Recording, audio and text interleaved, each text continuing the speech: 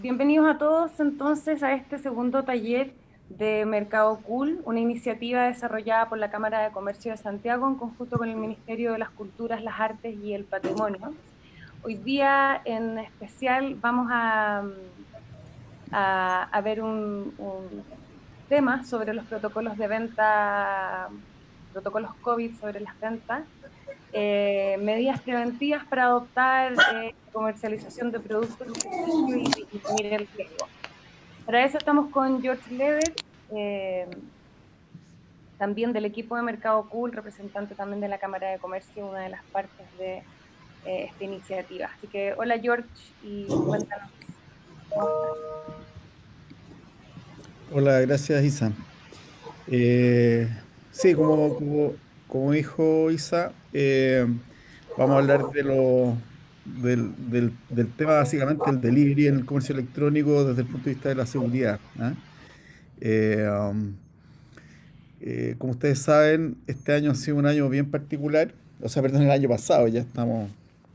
El año pasado fue un año muy extraño, que en realidad tiene un continuo. Seguimos hablando este año porque estamos básicamente en la misma circunstancia. Todos los grandes cambios que ocurrieron durante el año pasado y que afectaron las formas de comercialización en general siguen presentes. Se han ido, eh, yo creo que la gran diferencia es que algo hemos ido aprendiendo, ¿no es cierto? Uno cuando tiene este tipo de impactos que son fenómenos que antes no habíamos enfrentado como sociedad, ni como familias, ni como individuos. En la primera etapa, y así lo vimos en base a estudios que hicimos como Cámara de Comercio, en la primera etapa la incertidumbre es muy fuerte y por lo tanto todos los sentimientos asociados a la incertidumbre, como el aumento del estrés o a cambios de escenario, ¿ah? Cuando uno enfrenta cambios violentos a los que no está acostumbrado, se generan estos espacios como de ansiedad, de incertidumbre, de temor incluso frente a lo desconocido, estrés, etcétera. Em, y eso nos pone frente a contextos que tenemos que saber enfrentar o que tenemos que activar como nuestras capacidades de adaptación como seres humanos. eh, y a medida que pasa el tiempo, empieza a aprender a desenvolverse en el nuevo contexto, empieza a entender ese nuevo contexto y a desenvolverse en él, ¿no es cierto? Y por lo tanto, si comparamos hoy día, o sea, cuando partió este fenómeno y se cerraron las tiendas, por ejemplo, cuando el gobierno decretó cuarentena en gran parte del territorio, y hubo que cerrar obligatoriamente la mayor parte del comercio, más del 70% del comercio tuvo que cerrar obligatoriamente por no corresponder a bienes denominados en ese momento esenciales como alimentos, medicamentos y productos de higiene y seguridad personal. Eh, Eso forzó lo que vimos, pues, es decir, mucho comercio, todo el comercio que estaba en comercio electrónico se concentró 100% en él, pero además mucho comercio que estaba solamente desplegado en tiendas físicas se movió hacia el e-commerce, ¿no es cierto? Y abrió por primera vez una tienda. Muchas empresas, de hecho nosotros como cámara lo promovimos, muchas empresas lo hicieron a través de Marketplace. ¿Ya? Nosotros, de hecho, establecimos una plataforma bastante simple, pero que le permitía a cualquier pyme del comercio conectarse rápidamente con la oferta disponible de Marketplace en nuestro país, que era además muy superior a lo que nosotros pensábamos. Nosotros teníamos como en nuestro radar como unos 8 marketplaces y terminamos dándonos cuenta que habían casi 30 marketplaces, que llegaron, nosotros partimos con los más conocidos, pero luego llegaron estos otros, que son básicamente herramientas que nos permiten, la gran gracia que tienen, y esa fue la aproximación que tomamos como Mercado Cool junto al Ministerio de las Culturas, es que los marketplaces nos permiten tener acceso a herramientas de comercio electrónico de última generación, o sea, nos ponen como en el estado de las artes del comercio electrónico, sin tener nosotros desarrollado modelos que nos permitan llegar hasta allá.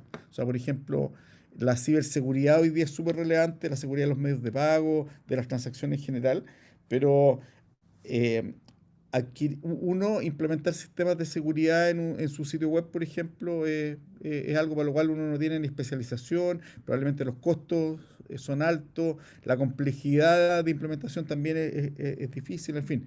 Pero lo que tiene un marketplace es que tiene ya solucionado el tema de la seguridad tiene solucionado, algunos de ellos tienen solucionado, como Mercado Libre, tienen solucionado el tema de la logística. Hay que avanzar un poco más para que este mercado, que es tan particular como el mercado de la creatividad, la cultura y las artes, esté más en la línea, en el radar de soluciones estandarizadas por los marketplaces. Porque, por ejemplo, ustedes probablemente han visto que si bien Mercado Libre tiene última milla, es decir, y lo han hecho con mucho éxito en el último tiempo, implementaron, digamos, medios de pago y última milla, es decir, hoy día uno tiene el medio de pago directamente en Mercado Libre y además tiene la distribución, ¿no es cierto? Eh, pero en el caso del mercado de las artes, hay muchos tipos de productos que no califican para pa esa logística. ¿Ah? Y que Mercado Libre ahí prefiere, por ahora se desentiende, digamos, de esa logística y lo deja en manos del proveedor. Por eso es que aquellos que entraron a través de CityLab, la solución logística que tienen hoy día es que el comprador quiera retirar el producto, que es una forma simple de solucionar la logística, pero que está igual amarrado como áreas geográficas, ¿no es cierto? Por ejemplo, un comprador de, de Puerto Montt, claro, no puede retirar en Santiago o se le hace más difícil, ¿verdad? Pero bueno, todos esos temas, hoy día, para redondear esa idea, los marketplaces los tienen razonablemente bien solucionados y por lo tanto un pequeño comercio que nunca supo nada de comercio electrónico o que pensó que nunca iba, que estaba tan amarrado como a la cultura de la compra física, su modelo de negocio, y que por lo tanto nunca iba a hacer comercio electrónico, hoy día tuvo que hacerlo. ¿Ah? Fue como su modo de sobrevivencia. ¿Ah? Eso trajo a mucho comercio al e-commerce. Y eso también presionó, dado que nosotros como consumidores nos pusimos más agresivos en la compra online y muchos de hecho llegaron por primera vez a comprar online, así haciendo el símil de lo que le pasaba al comercio que nunca le había hecho e-commerce. Bueno, había muchos compradores también, cada vez menos, digamos, pero que no hacían e-commerce y que por lo tanto tuvieron que hacerlo porque si querían adquirir algún bien, no sé, un bien para el hogar, por ejemplo, que no fuera de estos esenciales que decíamos al comienzo, la única forma de adquirirlo era a través de comercio electrónico. Entonces, el primer esfuerzo que nosotros hicimos, bueno, lo primero que se vio es que hubo un crecimiento muy fuerte en la presión de demanda y de transacciones en comercio electrónico.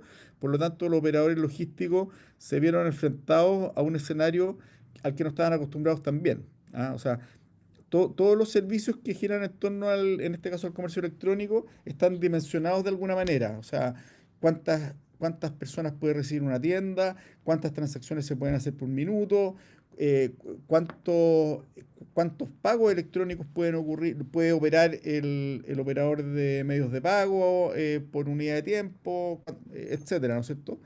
Y además, cuántos paquetes yo soy capaz de entregar en el día, cuántos paquetes soy capaz de organizar, piquear desde mi almacén, por ponerlo en términos más industriales, y enviarlo a un domicilio, por ejemplo. ¿Ya? Varias de estas etapas son súper flexibles, es decir, yo puedo incrementar temporalmente mi capacidad de recibir gente en mi sitio web, por ejemplo. ¿Ah? O sea, si hoy día está dimensionado para recibir a, no sé, 1.000 personas simultáneas, puedo escalar eso a que sean, voy a exagerar, pero a que sean, no sé, 100.000 por decir algo, ¿ya? Eso es un problema que resuelve la tecnología con una capacidad de flexibilidad que ha avanzado mucho desde el primer Cyber Monday que se hizo en Chile, que no sé si ustedes recuerdan que los sitios se cayeron porque estaban dimensionados para multiplicarse por 3 por 4 pero no por 10 por 20 por 50. Entonces se cayeron, ¿no es cierto? Pero desde ahí a la fecha, o sea, han pasado casi 10 años y el e-commerce ha evolucionado mucho en capacidades tecnológicas. ¿Ah? Y por lo tanto, la cantidad de personas que pueden entrar en mi tienda eh, simultáneamente mejora violentamente. Y si ocurre una pandemia y toda la gente se va a comprar por e-commerce, soy capaz de resistirlo. La cantidad de transacciones que puedo hacer por minuto, o sea, simultáneamente también. La cantidad de pagos que puedo procesar simultáneamente también. En fin, todo eso escala muy rápidamente y es muy flexible.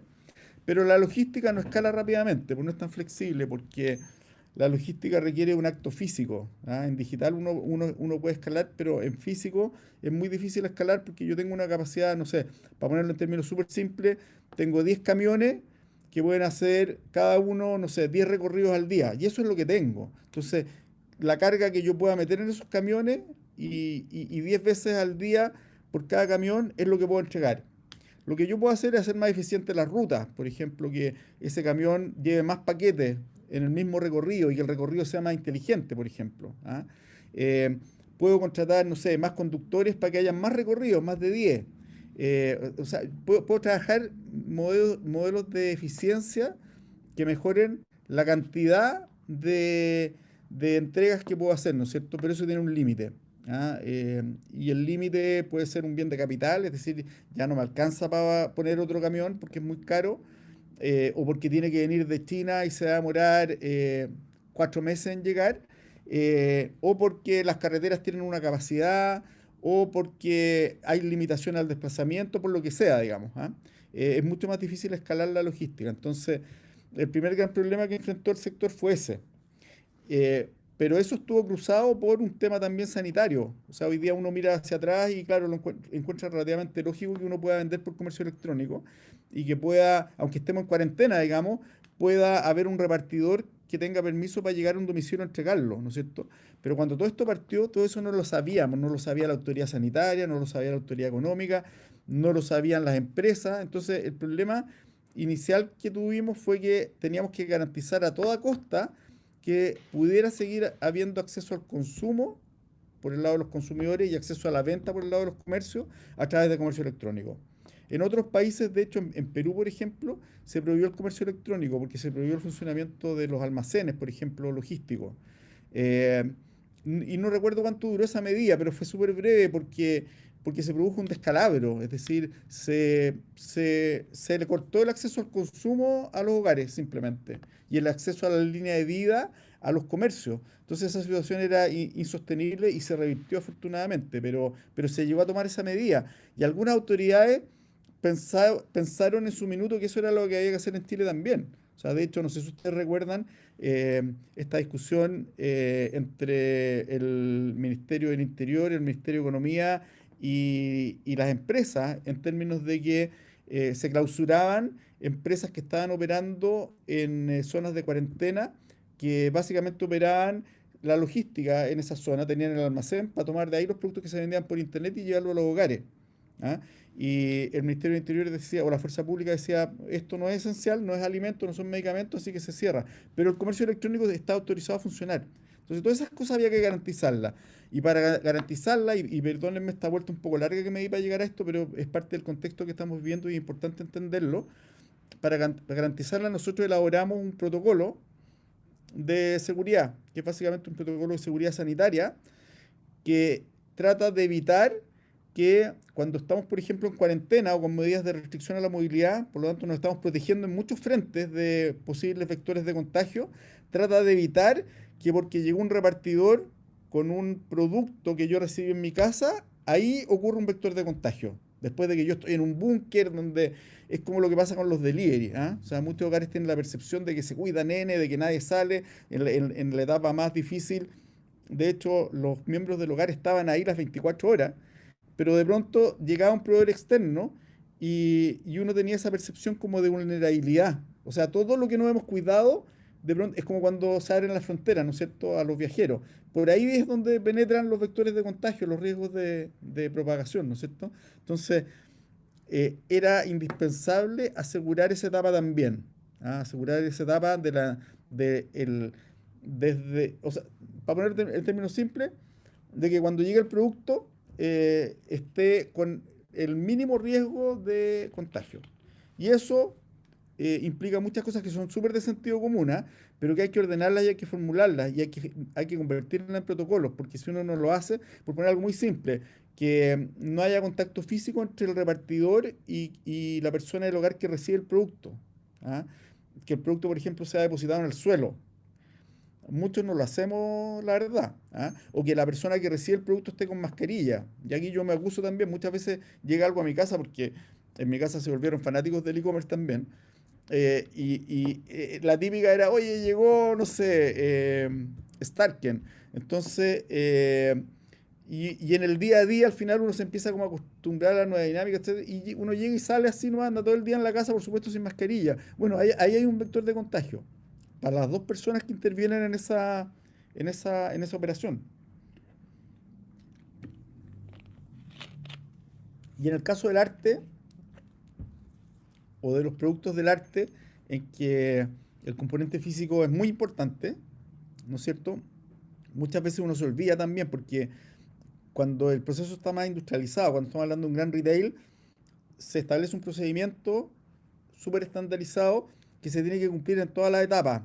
Por lo tanto, las personas que trabajan en el centro de distribución eh, tienen que cumplir esos procesos, esos protocolos, al momento de almacenar o de ir a buscar un producto, de piquearlo, levantarlo, digamos, y entregárselo a una persona que lo va a llevar en un camión, ¿no es cierto? Todo ese proceso hasta que llega a la casa y la persona se lo entrega, entre comillas, es fácil estandarizarlo por una corporación de esa magnitud, ¿no es cierto? Básicamente son políticas que deben ser observadas y si alguien no las cumple comete una violación y eso es algo explícito, ¿ya? En el caso de los emprendimientos, y en los emprendimientos del arte en particular, es más difícil porque aquí el que interviene probablemente es una persona.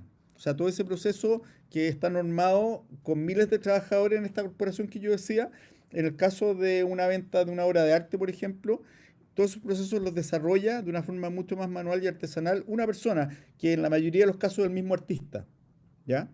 Entonces el artista está en su dinámica diaria, sabe que existen todas estas problemáticas y por lo tanto eh, trata de entregar el producto de la forma más segura posible, pero no necesariamente está aplicando protocolos mínimos evidentes, así como por ejemplo, eh, el- el- para seguir el mismo caso que yo les puse, entrego el producto, se lo entrego en la mano a mi cliente, es como raro dejar una obra de arte en el suelo. ¿Se fijan? Pero ese es el protocolo que rige hoy día para el comercio electrónico en Chile. El producto tiene que ser dejado en el suelo para que no haya proximidad entre las dos personas y para que no haya ningún riesgo de que haya contacto físico. ¿Ah? Eh, el- el- Piensa en lo que pasa también con el medio de pago. De nuevo, en el medio de pago, si requiere contacto físico el medio de pago, o si se realiza con billetes, por ejemplo, bueno, el billete, papel, imagínense, es un vector de contagio, pero eh, máximo. ¿Ah? Eh, entonces, ¿cómo lo hacemos nosotros en nuestro rubro? ¿O cómo lo hacen ustedes más bien en su rubro? Es un tema que hay que verlo desde el protocolo general, pero tratar de traducirlo a mi lenguaje, es decir, a cómo yo realizo ese proceso. ¿Ah? Les voy a mostrar, para que vayamos haciendo el paralelo, les voy a mostrar, voy a compartir pantalla para mostrarles el protocolo, que es bastante breve, son un par de páginas. Ahí está. Son un par de páginas que básicamente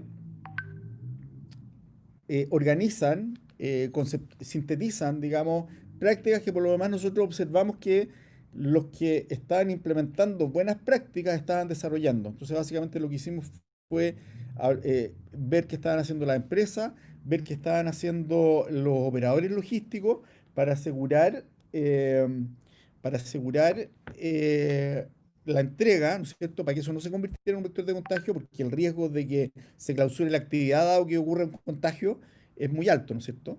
No sé si ustedes se acuerdan también el caso del delivery, reportaje en la televisión que mostraban cómo los motoqueros se reunían, uno salía del local de comida rápida, por ejemplo, y afuera habían algunas líneas para promover la separación, el distanciamiento, etcétera, pero uno se iba a la esquina a la vuelta y estaban todos los motoqueros fumando, conversando, sin mascarilla, aglomerados, ¿no es cierto? Entonces, eh, todo eso al final es responsabilidad de las empresas que intervienen. Y cuando las empresas son plataformas, por ejemplo, cuando es una plataforma tipo Uber, pero de delivery, bueno, el nivel, o Corner Shop, o Rappi, el nivel de control que yo puedo tener sobre toda la cadena, incluyendo a los operadores de la cadena, se hace más complejo.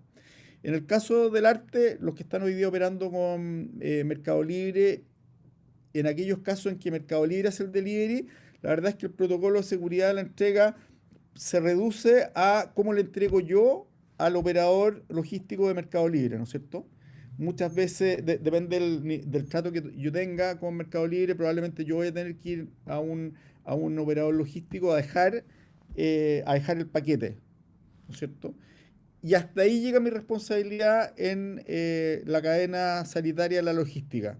O sea, asegurarme de que ese paquete que yo entregué está bien embalado, que le apliqué algún mecanismo, digamos, de sanitización, como un spray de alcohol gel o algo, digamos, pero son elementos que tengo que considerar. Y de ahí para adelante, el operador tiene que tener sus protocolos que están básicamente basados de alguna forma en lo que yo les voy a mostrar ahora, ¿cierto? Pero cuando yo hago la distribución, de nuevo, que puede ser muy artesanal, toda la cadena logística es responsabilidad mía. Si yo vendo por Instagram y me pongo de acuerdo para encontrarme en una estación de metro con el cliente, bueno, es responsabilidad mía, por muy informal que sea ese mercado, sigue siendo responsabilidad mía, eh, por buena práctica de negocio, digamos, y por ética, que esa entrega se realice bajo los mínimos estándares de seguridad. ¿Ah? Y si el espacio donde estoy acordando la entrega no es seguro, en esencia, probablemente no me conviene hacerlo de esa forma y tengo que transformar mis métodos de trabajo, ¿no es cierto? Bueno, este protocolo, como les decía, toma en consideración el contexto que se está viviendo, particularmente lo que estaba ocurriendo en ese tiempo, que era cuando estábamos en cuarentena total, ¿no es cierto? Y por lo tanto, el e-commerce era fundamental, como les decía, para todo el resto de productos que no tenían que ver, o bienes que no tenían que ver con los esenciales. Discúlpenme, pero ahí. Y el rol crítico que pasa a tener la logística. ¿M? Y esa manito ahí que está como con la gotita de alcohol gel, o que alguien lo podría interpretar como una lágrima debido a lo difícil que han sido las circunstancias que hemos vivido, puede ser también, eh, trata de representar eso, ¿no es cierto? Que hay un estándar logístico mínimo que hay que cumplir. Eh, Bueno, y aparecen primero unas medidas de carácter general, como les digo, todo lo que aparece aquí no es nada que uno lo vea y diga, oh, pero jamás se me habría ocurrido. No, son cosas súper lógicas, pero que hay que observar, eso es lo importante. Entonces, primero, la definición y el refuerzo permanente de las recomendaciones de autocuidado entre los trabajadores que intervienen en los procesos logísticos, que es un poco lo que yo le estaba comentando recién respecto de la entrega en el metro, por ejemplo. O sea, ahí la autorresponsabilidad que yo creo una de las áreas donde más hemos fallado en nuestro país en los últimos meses, porque después del gran sustazo que nos pasamos, como que nos empezamos a relajar cuando se empezaron a reabrir, cuando nos empezamos a desconfinar, ¿no es cierto? Que es algo que ha pasado en todo el mundo. ¿Ah? Ahí uno podría hacer un análisis entre culturas de distintos países, ¿ah? Y la percepción que uno tiene es que siempre como que salimos perdiendo con esa comparación cuando lo hacemos, por ejemplo, con países europeos. Pero los países europeos también ha habido como un desbande que uno lo mira y dice, el otro día mostraban, creo que en Barcelona, cuando llegaba la fuerza pública, acá cuando fueron a Broadway, como que todos se escapaban, ¿no es cierto? Y los que lo agarraron a la disco Broadway. Pero mostraban, me parece que era Barcelona, una fiesta también clandestina, donde al final se terminaban escapando los policías porque los trataron con violencia. Era como. Entonces, el nivel de irresponsabilidad que podemos llegar a tener, sobre todo después de una etapa donde estuvimos muy encerrados y necesitamos como esta liberación mental y física porque nosotros no estamos hechos para estar encerrados, o sea, no forma parte de nuestra naturaleza humana, ¿no es cierto? Entonces, cuando vemos la ventanita o la luz al final del túnel, como que eh, controlar esos actos es súper delicado y es súper crítico. Entonces, lo primero es el autocuidado. Y la cultura del autocuidado es algo que, como lo acabo de decir, se tiene que transformar en una cultura. O sea, de aquí para adelante, imagínense que llegan las vacunas, las distribuyen masivamente y que eh, superamos una parte importante, no sé, de los riesgos de contagio. eh, este nuevo normal que nos va a quedar es una normalidad en la cual el, el, la, l- nuestra vida diaria va a tener que tomar en cuenta la limitación a los actos de contacto físico, en todas partes. ¿Ah? Eso es lo que de pronto se le olvida a los jóvenes. Pero los jóvenes, cuando se permite, por ejemplo, tener reuniones sociales, los jóvenes piensan que se permite tener reuniones sociales y que tratamos de recordar lo que era antes, ¿no es cierto? Y no empezamos, le ha pasado a mis hijas, por ejemplo, lo que me dicen a mí es que ellas siempre con mascarilla, pero han sido casi que le han hecho bullying en algunos encuentros sociales porque con mascarillas y como qué onda, ¿cachai? Es como que perno, ¿ah? Y ahí hay un componente cultural que hay que tener en cuenta. Con nuestro rol también de nuevo volviendo al rol de ustedes como artistas, eso es algo que hay que considerar. O sea, el autocuidado es algo que uno tiene que tener y algo que tiene que tratar de transmitirle al cliente.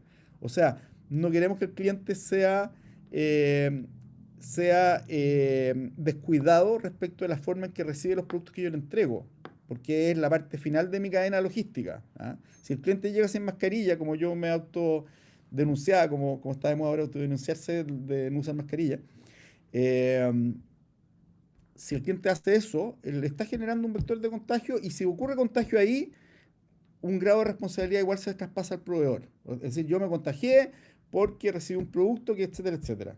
¿Ya? Entonces, eso es algo que tenemos que tener presente desde nosotros, pero también tratar de traspasarlo a los, a los terceros con los cuales nosotros interactuamos, ya sea un intermediario o un cliente final. Bueno, los sistemas de teletrabajo, por supuesto, cuando no se requiere que las personas estén físicamente, cuando no se requiere que estemos haciendo este taller físicamente, por ejemplo, tratemos de evitarlo, ¿no es cierto? Y esto opera más como de nuevo al modelo de corporaciones que yo le hablaba hace un minuto. ¿Ah? O sea, solamente aquel personal que tiene que estar desempeñando labores físicas que tienen que ver con el envío de productos, son los que los que por esencia tienen que estar ahí en el lugar físico. ¿Ah?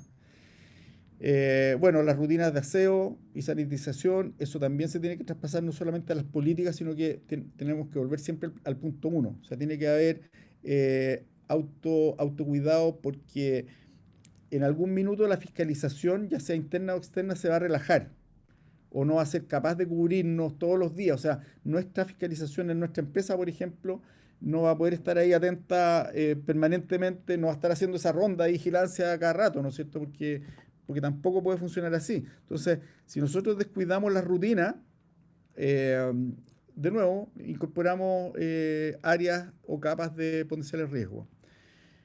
Bueno, tienen que haber elementos de limpieza permanentemente en todas las áreas. Y aquí, por ejemplo, si ustedes van a entregar físicamente un producto, siempre tienen que disponer de un Sprite, por ejemplo, o un envase de alcohol gel, o de toallita desinfectante o de lo que sea. ¿Ah? O sea, son como elementos básicos que a veces uno de pronto se olvida porque además es incómodo andar trayendo siempre el frasquito, el tarrito, lo que sea.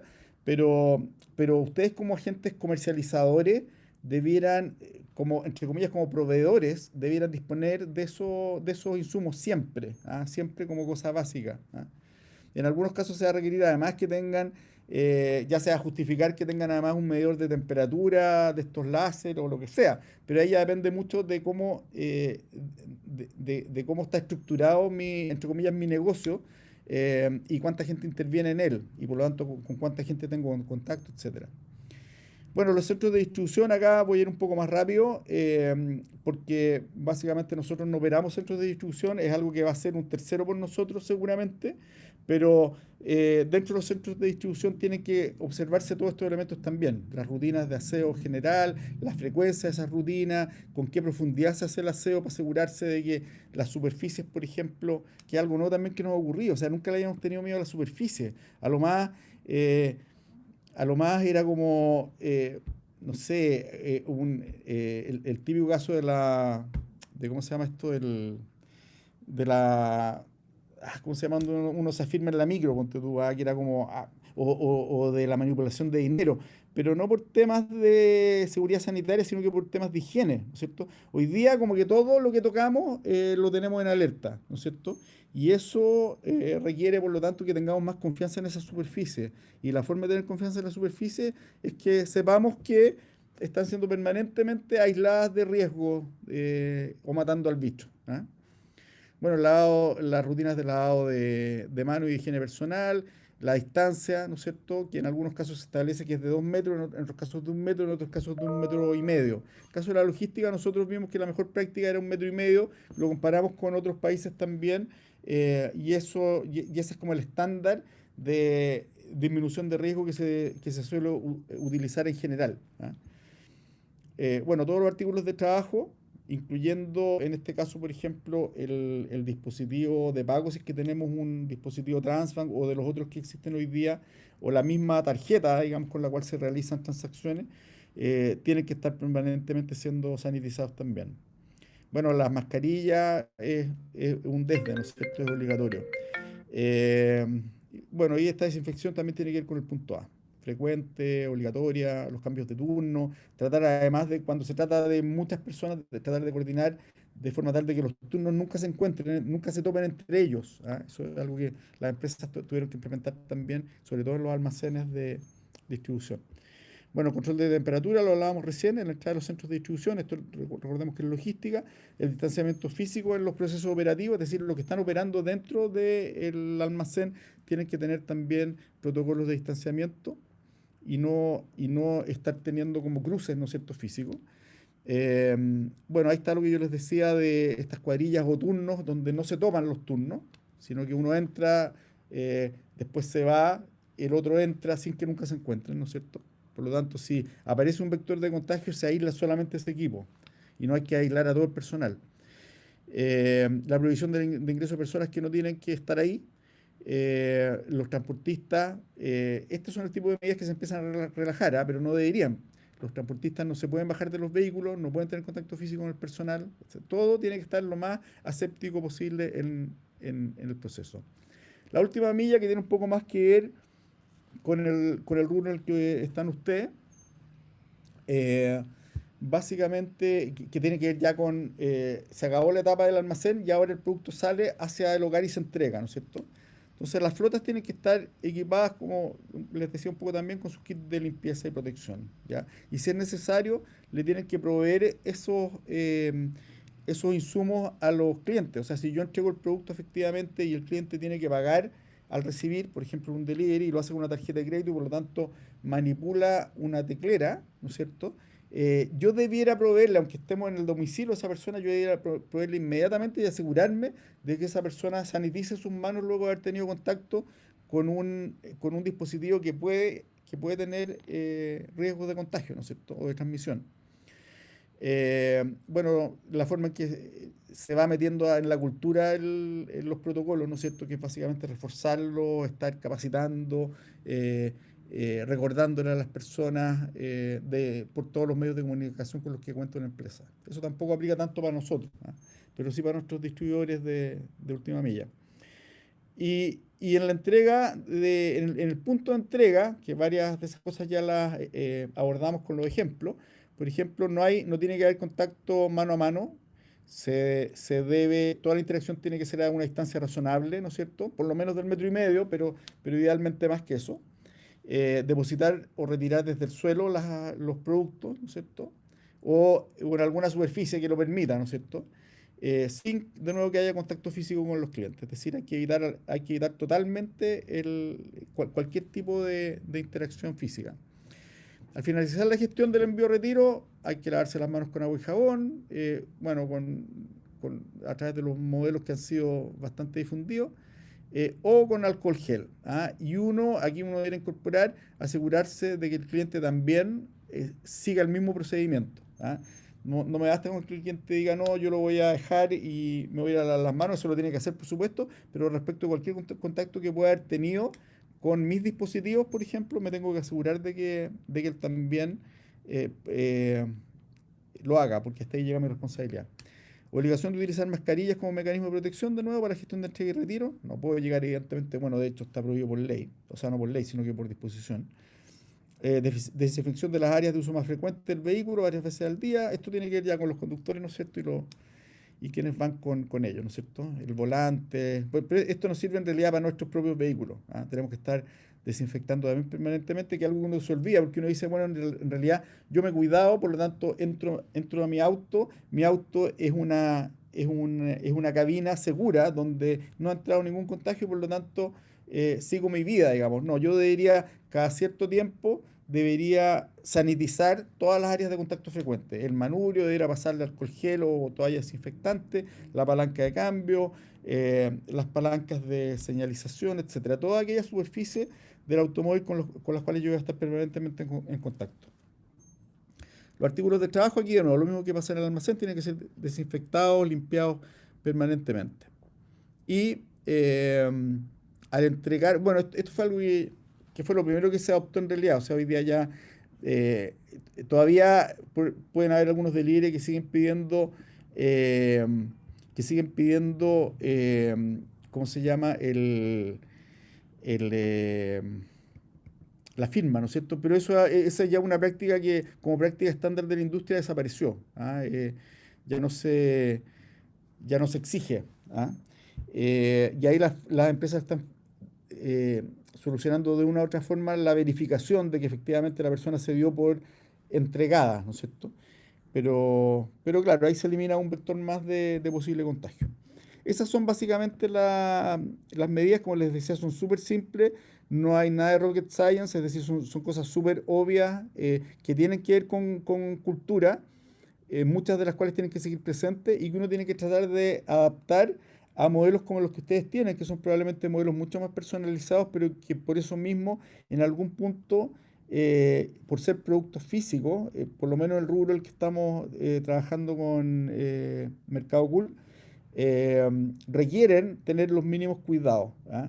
Pensando de nuevo que estamos hablando de comercio electrónico y por lo tanto hay una entrega no tradicional de un producto a un cliente. Cuando el producto ocurre en una, por ejemplo, si nosotros tenemos una sala de exhibición o en la sala de GAM o en alguna otra forma donde puede acudir la gente a retirar, acá funcionan los mismos protocolos pero a la inversa. Es decir, hay que asegurarse de que al momento de ingresar a la tienda sea, o al lugar de entrega, sea como cuando uno entra a un comercio. Esos son los protocolos que hay que adoptar, es decir, control de temperatura, eh, eh, ¿cómo se llaman estos felpudos con líquido desinfectante al ingreso?